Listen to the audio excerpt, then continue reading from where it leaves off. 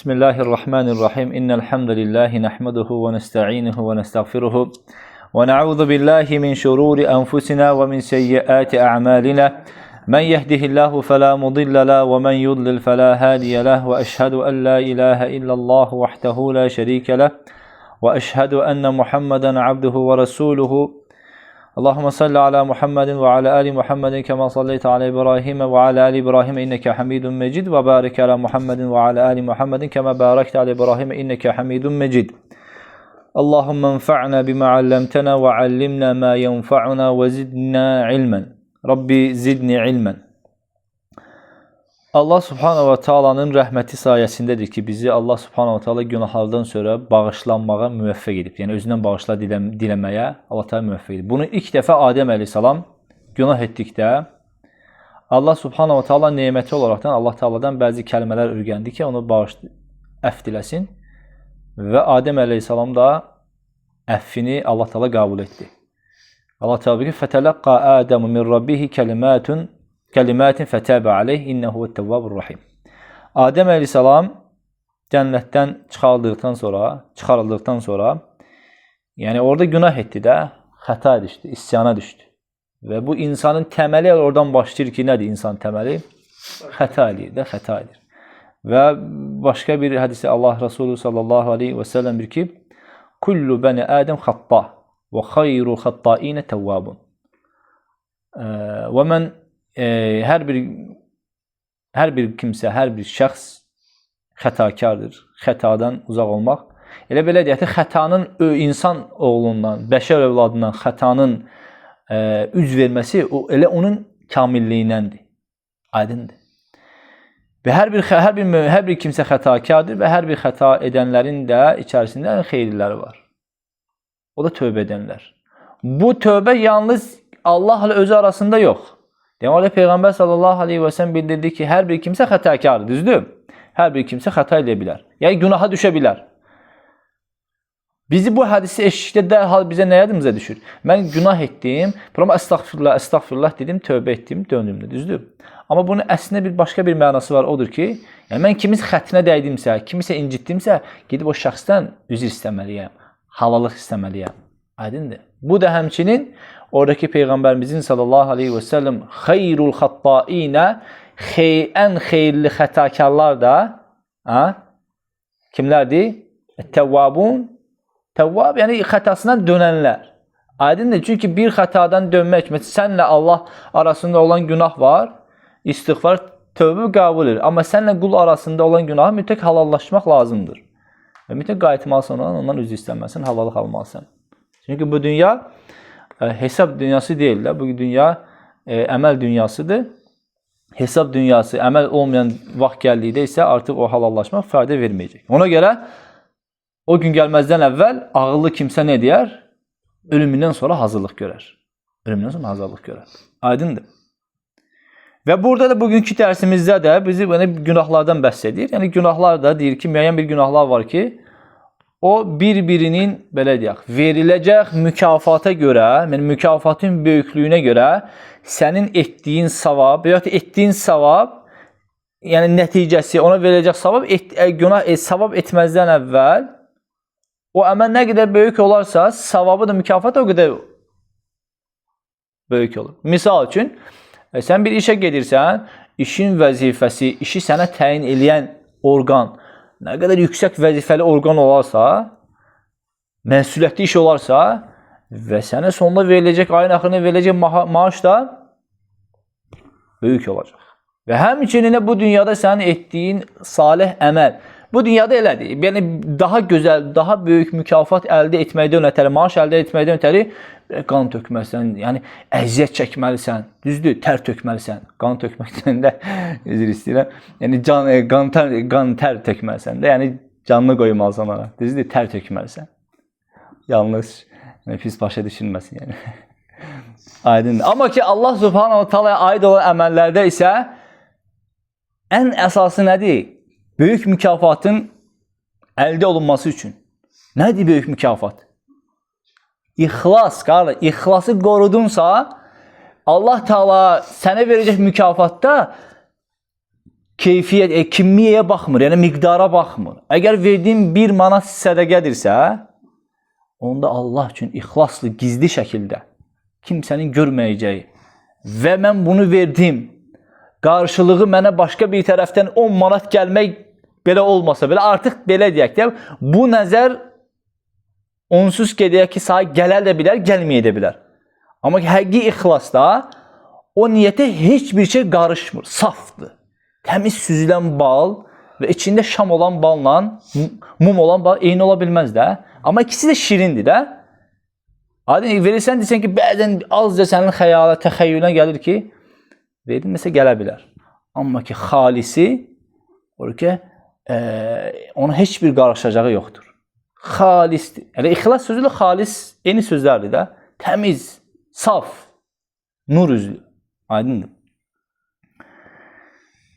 Deyir ki, mövzumuzda bəbun minəl əhədisi ləti şübbihə fiyhə zəmbu bi əczəin əkbər minhu əv qarinə bihi. Günahın daha böyük günahı bənzədiyi və ya eyni olduğun bəyanı. Bəzi günahlar var. Günah nə qədər böyük olarsa, ona veriləcək əzab və ya ki, onun uzaqlaşınsa veriləcək mükafat böyük olur. Və yaxud da eyni miqdarında olur, eyni səviyyədə olur. Verə mükafat da və yaxud da eyni cəza da. Bu mövzuda Musannif Muhammed ibn Əbi Zəmənin hədislər gətirir.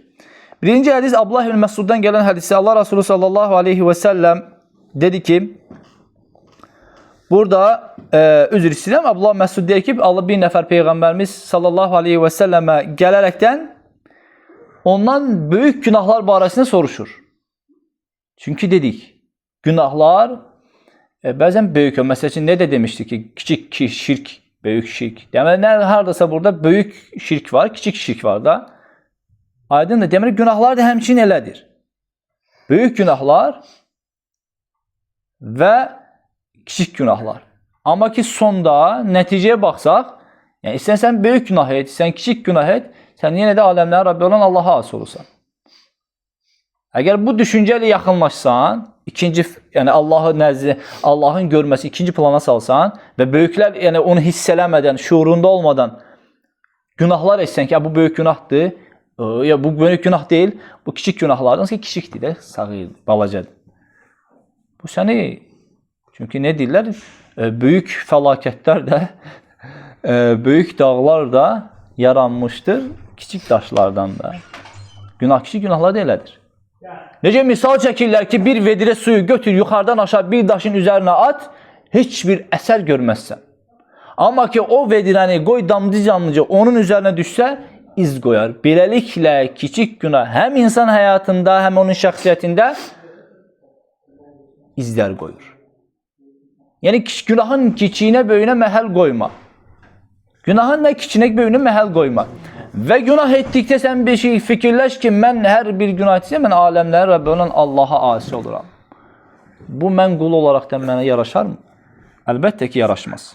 Bu hədisi Allah Resulü sallallahu aleyhi və səlləm bizə, kiminsə ondan sual soruşma vasitəsilə bizə, yəni bu da həmcə Allah Taala'nın biz ümmətə verdiyi bir rəhmətdir ki, kimsə gəlib soruşdu və bizə bəyan oldu ki, filan günahlar filan günahlardan daha üstün dərəcədədir. Və filan mükafatların, yəni filan əməllərdən veriləcək mükafatlar da başqalarından daha üstündür. Biz daha üstünə yola can atırıq da. Düzdür, necə ki, həyatımızda bir iş var, iki iş çıxır qarşımıza, birisinin gəliri, maaşı daha çox, birisinin daha çox. Biz ağıllı insan deyirik, ağıllı insan kimi deyirik ki, böyük maaşlı işə qaçarıq da, düz deyil. Necə ki, aşağı səviyyədə olan, maaşı aşağı olan işə gedən adama desə ki, belə bir iş çıxdı qarşıma, bir adam deyir ki, belə bir iş çıxdı qarşıma, birisinin maaşı, yəni ikisi eyni işdir, birisinin maaşı daha çox, birisinin az. Mən azını götürdüm. Biz nə deyirik ona? Üzəli deməsək də, deyək ki, bu dəlidir, nə arır bu? Yaxşı, bu savablar gəldikdə və yaxud ki, uzaq olmaya gəldikdə, sən nə üçün kiçik günahlara qaçsan və ya böyük günahlara qaçsan, onu məhəl qoymursan? Eləliklə, həmçin savaba qaçdığın kimi böyük günahlardan da qaçmaq lazım. Deyir.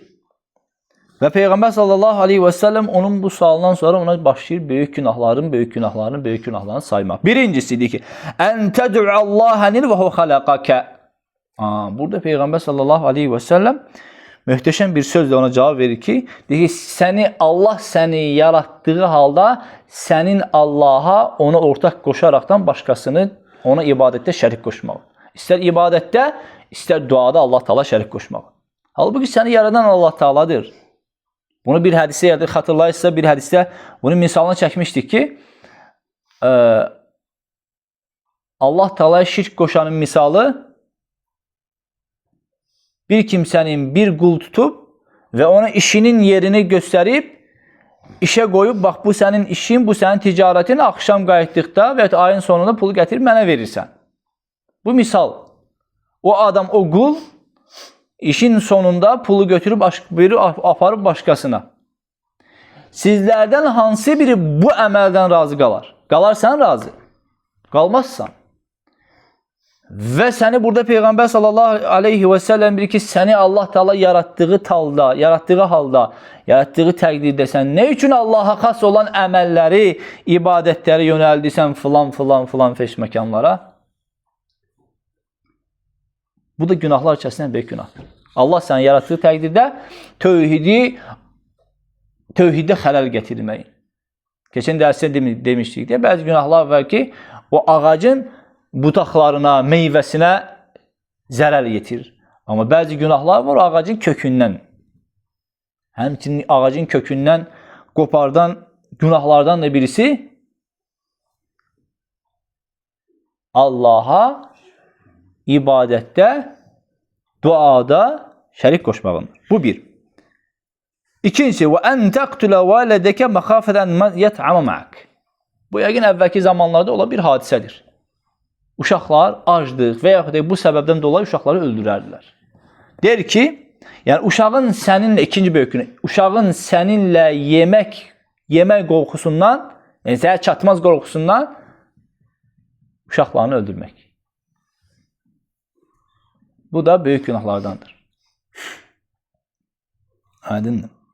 Yəni bunu baxdıqda bunun belə başqa qiyasən bizim dövrümüzdə bunun çox başqa cür günah eyni miqdarda qalmır. Məsələn, bir dənə günah ortaya çıxdısa, o il geçdikcə o günah formalaşır. Məsələn, bu uşaq aldırmaqsa, bunlar hamısı arxasında, yəni baxsaq ki, buna uşağı öldürmək və s. bunların hamısı arxasında elə bu günahlar yatır. Bu günahların arxasında bu şeylər bir-birinə əlaqəlidir. Aydındır.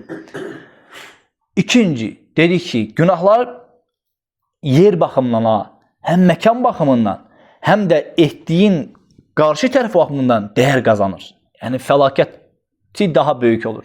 Məsəl üçün, burada deyir ki, وَاَنْ تُزَانِيَ حَلِيلَةَ جَارِكِ. Deyir ki, qonşunun halalı ilə zina etməyin. Qonşunun halalı ilə zina etməyin. Burada cərikədir, qonşu necə təhdid edir, biz təyin edək, qonşu kimlədir?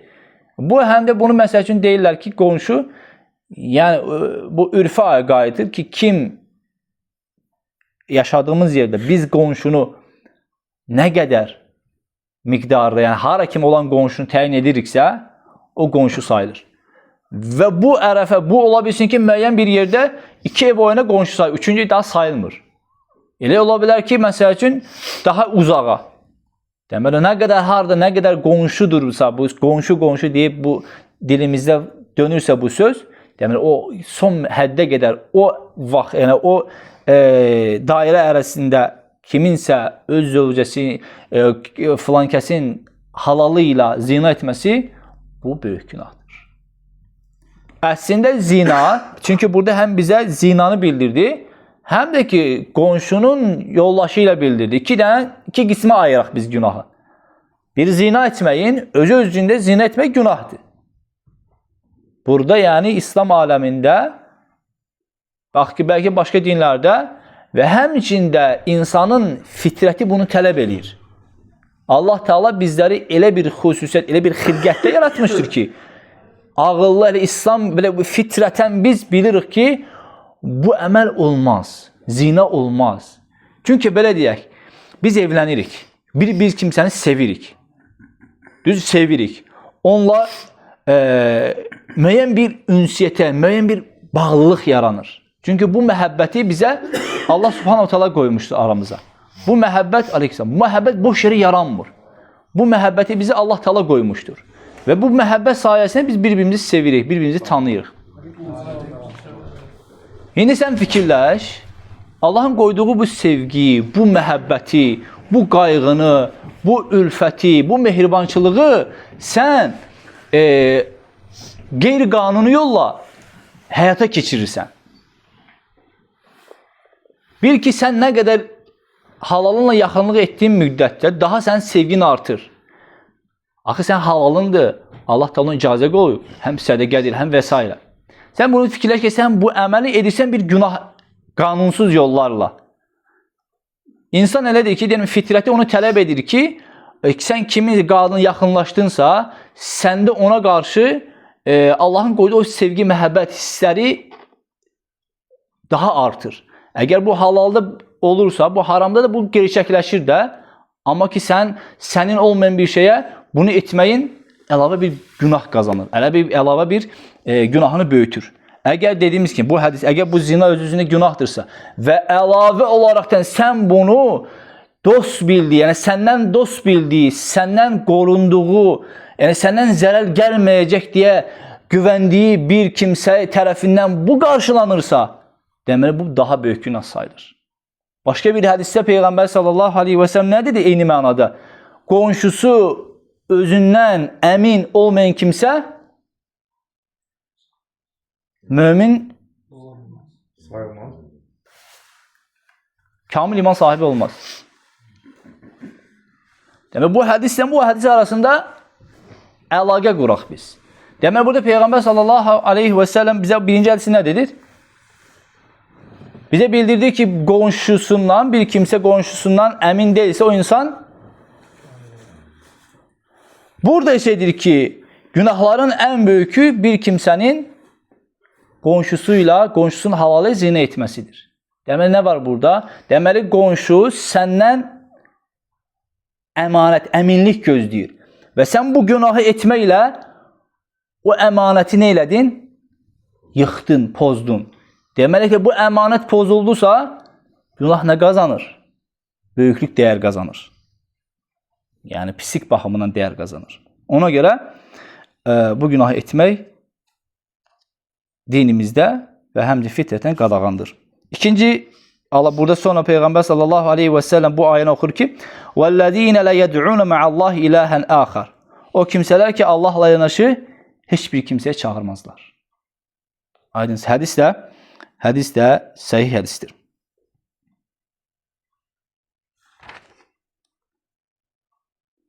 Başqa bir rivayətdə bu ayəni Allah Resulü sallallahu aleyhi və səlləm axıra kimi oxuyurdu ki, وَالَّذ۪ينَ لَا يَدْعُونَ مَعَ اللّٰهِ إِلَٰهًا آخَرٍ.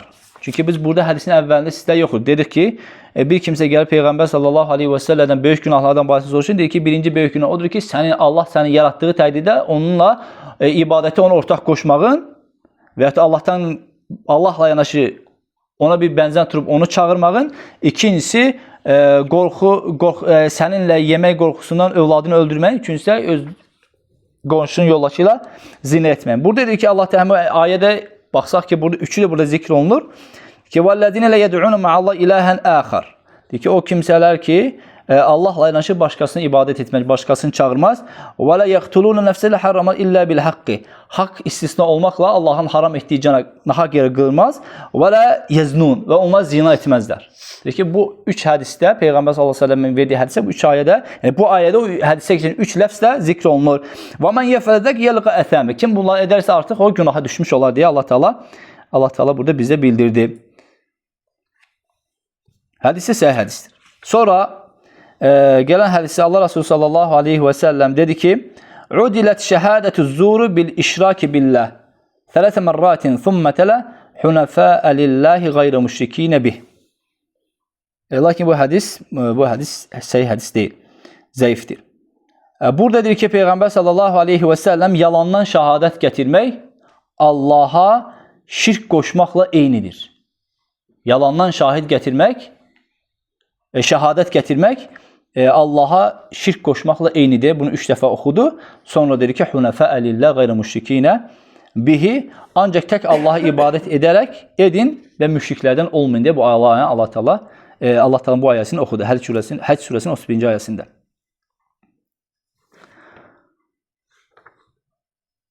Sonra gelen hadiste deyir ki Allah Resulü sallallahu aleyhi ve sellem mâte. Burada yine başka bir büyük günahdan bəhs olunur. O da ki men mâte mudminen xamran mâte ke'abidi vesenin. Alkogol, yani içkiye asıllığı ile ölen şəxs bütpərəst kimi ölmüş sayılar. Aydındır. Alkogol düşkünü olaraktan ölen bir kimse bütpərəst kimi ölmüş sayılar. Ne mənada işlenir bu hadis? İnşallah ona təfsilat verəcəyik. Bu hadisdə bir mecmu'u turuqi hasan.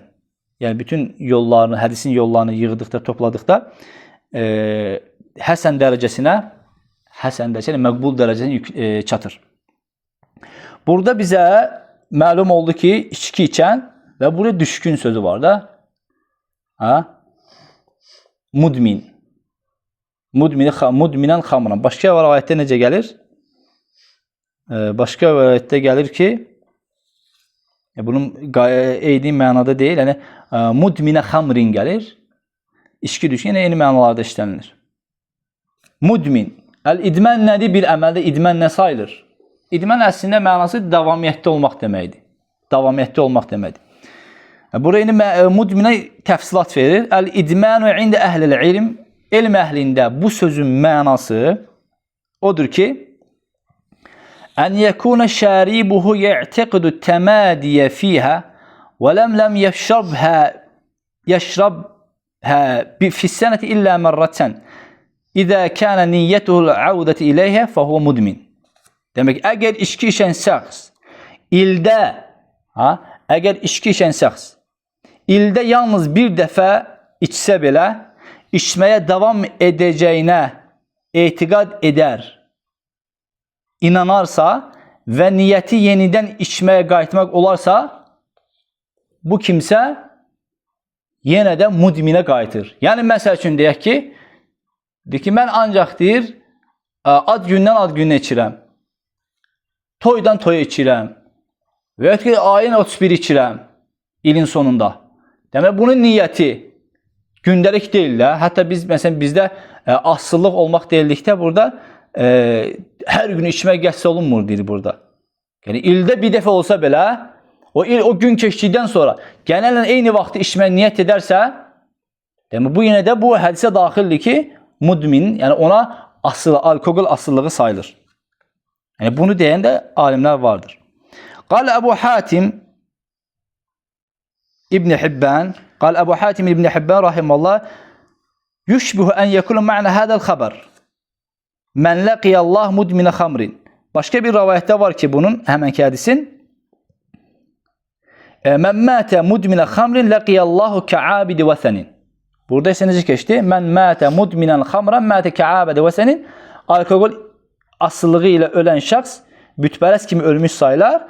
Bu hadiste ise kim alkogol asıllığı olaraktan ölərsə, Allah Teala ile bütpərəst kimi qarşılaşar. Evet ki bu Ebu Hatim İbn Hibban bu hadis ona bənzəyir ki mustahilen li şurbihi. Bunu başka bir təfsilat verir ki, burada hansı ki o içki içen kimse bu ceza ile bu akibete sonlanır, o kimse mustahilen li şurbihi. Eğer onu içmesini halal görürse, o Allah Teala ile bütpərəst kimi qarşılaşacaq. Bütpərəst kimi, yani Allah'tan gerisine bir büte sitayiş eden kişi kimi qarşılaşacaq. Listivaihi fi haletil kufur. Yani çünkü ikisinin de küfürde eyni seviyede olduğuna göre. Çünkü bir şey Allah'ın haram ettiğini halal edirse deməli bu yani küfür sayılırsa, yani eyni manada olanlardır ki küfürde eyni olduğuna göre bu da küfre düşür. Ve kâle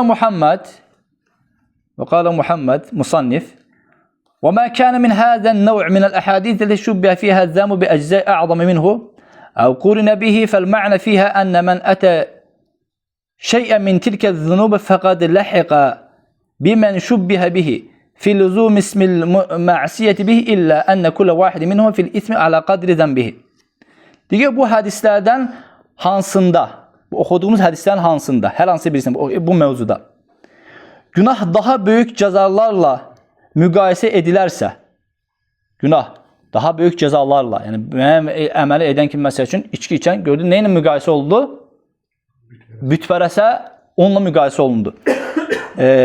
Daha böyük cəzalarla müqayisə edilərsə və ya bununla əlaqələndirələrsə, demək onu edən kimsə onun kimidir, ondan əlaqəsi var. Çünki o da küfürdür, bu da küfürdür.